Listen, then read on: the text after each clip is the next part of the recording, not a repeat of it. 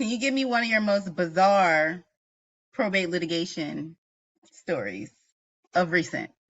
Yeah, for sure. We had one where a child was born out of wedlock, I believe, and the mother and the father. It was during the time of war in the 50s. The mother never told the father of the birth of the child. The father was away and didn't even know about it. So the child was born, and then later on, he was adopted. So he wasn't raised by the birth mother. He was raised by different family, an adopted family.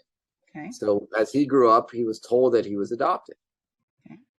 And once he was told he was adopted, he was actually he was a journalist. So he was very good at gathering information and tracking down information. So he was able to track down his natural father.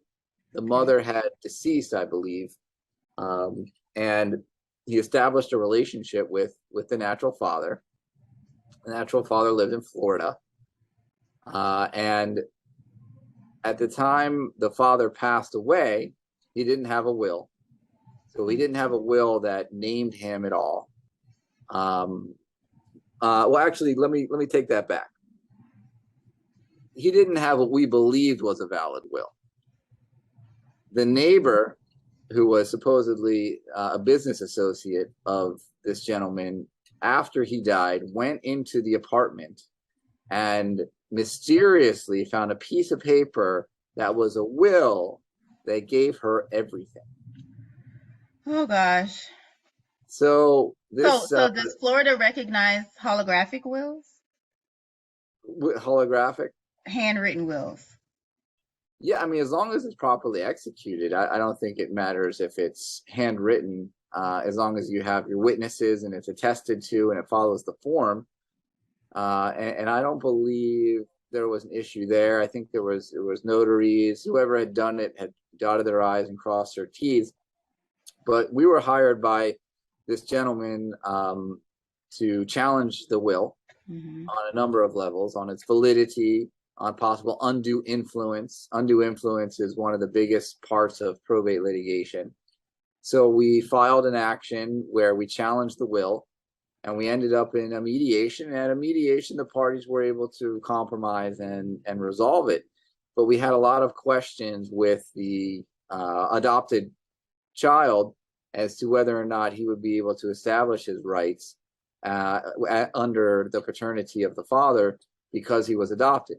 So there's certain statutes that dictate how adopted children are held in probate, and there was some arguments for him. There were Mm-hmm. some arguments against him. Mm-hmm. So at the end of the day, they were able to compromise, but I still know that my client has, an axe to grind as far as that he doesn't believe, that he was given everything he was entitled to.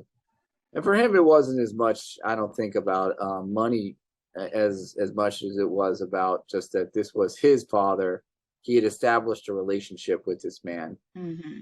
and And he to have a felt total stranger just exactly, yeah. And there was another relative that was, I don't know if it was a half blood, but there was some relative that was, I think it was a niece of the deceased who also claimed a share, and she, by the statute, would have had a share outside of the will as well.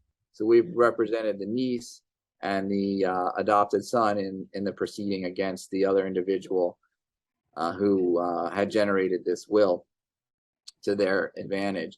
So that was, by far the most interesting, abstract kind of situation that we've come upon. But whenever you're dealing with families, is always interesting.